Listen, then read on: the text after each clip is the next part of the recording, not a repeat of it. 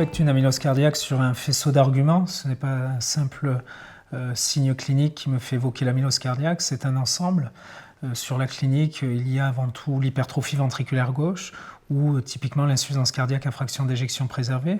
Mais par exemple, dans un contexte familial, eh bien, il est légitime d'évoquer l'amylose cardiaque. Alors ensuite, la présence d'un canal carpien bilatéral, opéré ou non, la présence d'une rupture du tendon bicipital, un canal lombaire étroit, des tendinopathies, notamment au niveau des épaules, sont des signes qui doivent être évocateurs, et encore une fois, dans un faisceau d'arguments. Donc en plus de la clinique, en cardiologie, on réalise systématiquement un électrocardiogramme qui apportera d'autres arguments, en plus de cette clinique et souvent de l'échocardiographie.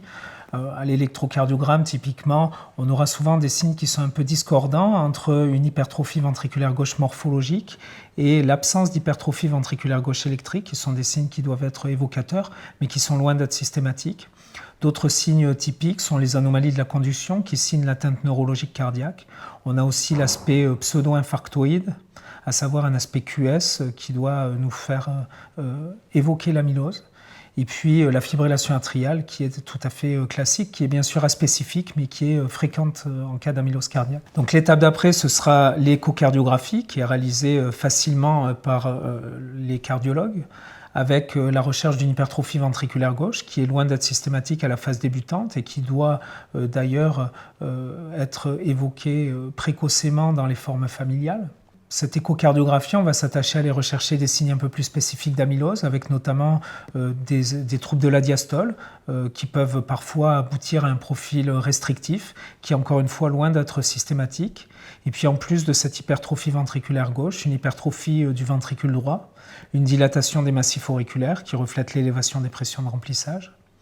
Et puis, on va s'attacher à mesurer les paramètres de déformation, c'est-à-dire le strain, qui va être altéré précocement en cas d'infiltration, et qui va, dans les formes évoluées de la pathologie, donner un aspect dit en cocarde, à savoir une altération du strain basal qui contraste avec un strain apical préservé. Sur cet examen, on a une hypertrophie ventriculaire gauche concentrique, on voit ce septum épaissi, cette paroi postérieure épaissie, puis surtout ce qui doit sauter aux yeux aussi, c'est cette valve aortique calcifiée, probablement rétrécie, et qui est l'association classique sténose aortique, amylose cardiaque. Donc on voit cette valve calcifiée, sténosée. Sur cette coupe apicale 4 cavités un peu plus large, on voit l'hypertrophie ventriculaire gauche, l'hypertrophie du ventricule droit qu'on voit peut-être un peu mieux ici, puis surtout une dilatation des massifs atriaux.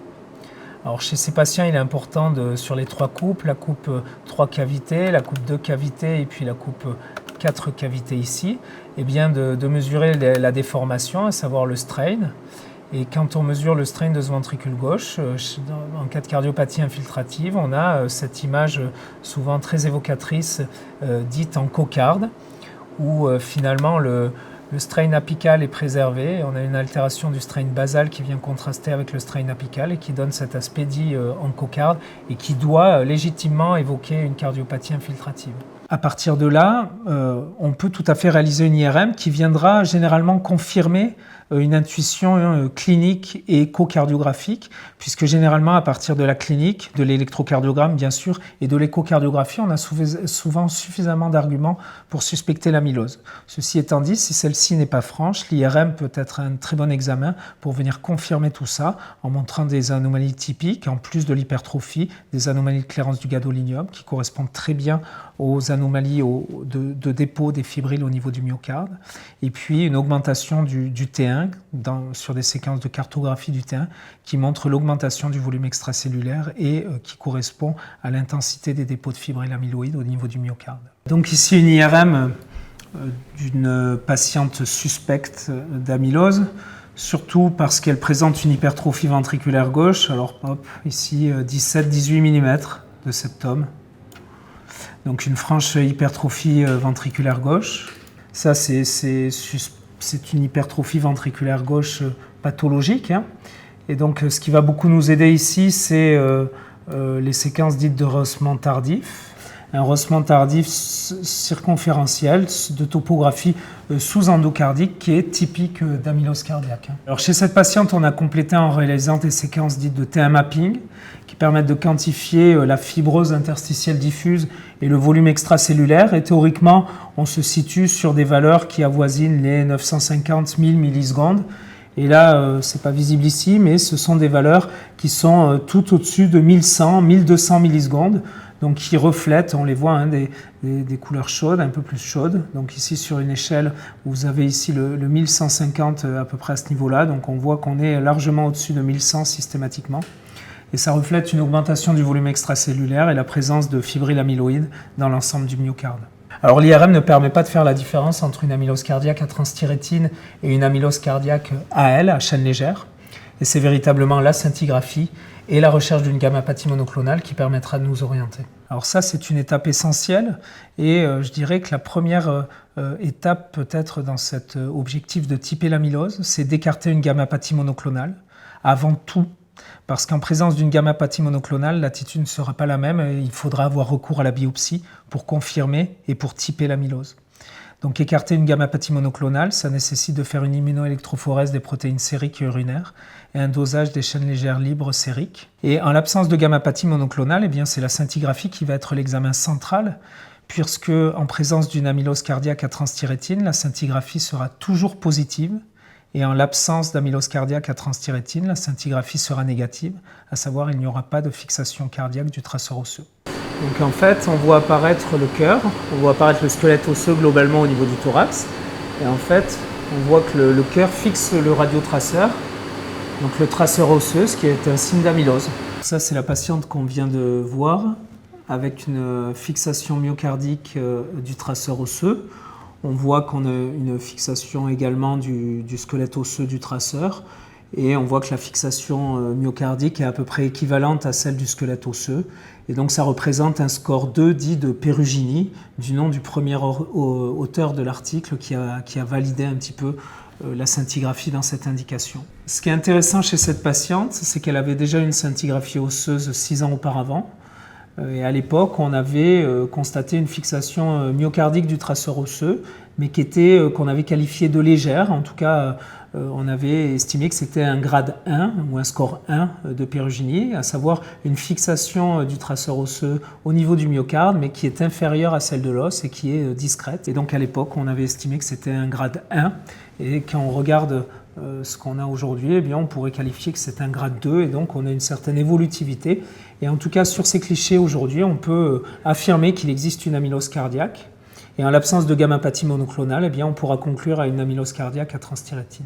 Alors, je réalise la scintigraphie au MIBG dans l'amylose à transthyrétine mutée, c'est-à-dire dans la forme familiale, en présence d'une mutation de la transthyrétine.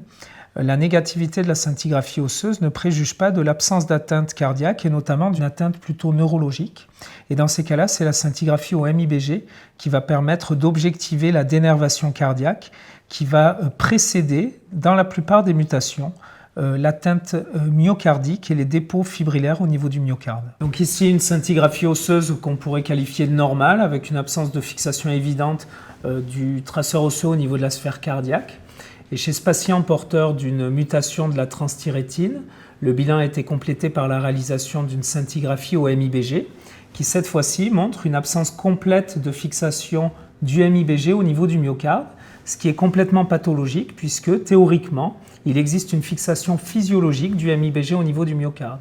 Donc ici, cette absence de fixation permet de dire qu'il existe une dénervation du myocarde et reflète une atteinte neurologique cardiaque chez ce patient porteur d'une mutation de la transthyrétine. Alors en pratique, pour quantifier cette dénervation, on fait un ratio cœur sur médiastin qui permet d'avoir une quantification, un chiffre de dénervation et pour faire un éventuel suivi, mais ici il n'existe plus du tout d'innervation.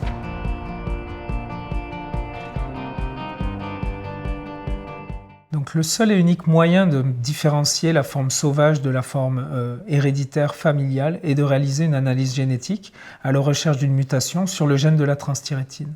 Les études montrent qu'il existe à peu près une dizaine d'années entre le début d'une atteinte cardiaque chez des patients mutés et le début de l'atteinte cardiaque chez les patients sauvages. Et l'âge par lui-même ne suffit pas à exclure une forme mutée, d'autant qu'il existe des phénotypes cardiaques exclusifs sans atteinte neurologique chez des patients qui ne rapportent aucun antécédent familial d'une atteinte cardiaque ou neurologique.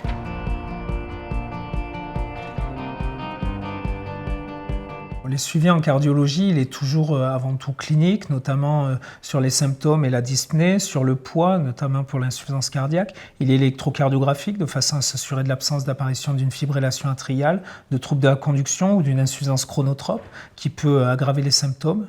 Et puis il est essentiellement aussi échocardiographique qui permet de monitorer ne serait-ce que les pressions de remplissage ou l'évolution des paramètres de déformation.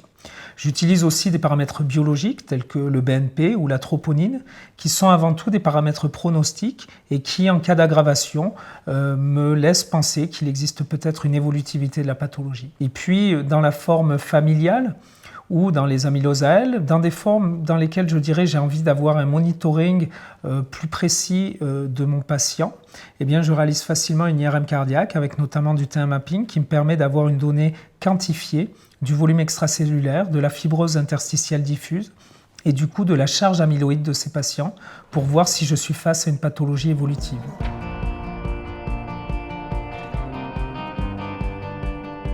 Je crois que ce qui fait la force et ce qui fonctionne très bien dans ce type de pathologie, c'est la coopération et la coordination entre les différents spécialistes et les différents acteurs qui vont intervenir dans la pathologie. Ici, dans notre centre, il existe une très bonne coordination entre les différents spécialistes, mais surtout aussi sur la partie cardiaque, au travers des différents acteurs des examens d'imagerie, puisqu'un examen d'imagerie pris isolément n'a aucun sens et nécessite d'être intégré dans un contexte global et doit être intégré avec la clinique du patient. Et c'est pour ça que la collaboration entre les différents spécialistes et surspécialités d'une discipline est essentielle. Attention, tu vois, tu as deux cavités, une à droite, une à gauche. Et celle de droite, c'est le ventricule droit. Et celle de gauche, tu le donnes en mille. Le ventricule gauche, exactement. C'est quand même fou, hein. Ouais. C'est très bien fait. C'est très bien pensé, tu vois. Si tu regardes, hein, bien sûr. Après, si tu regardes pas...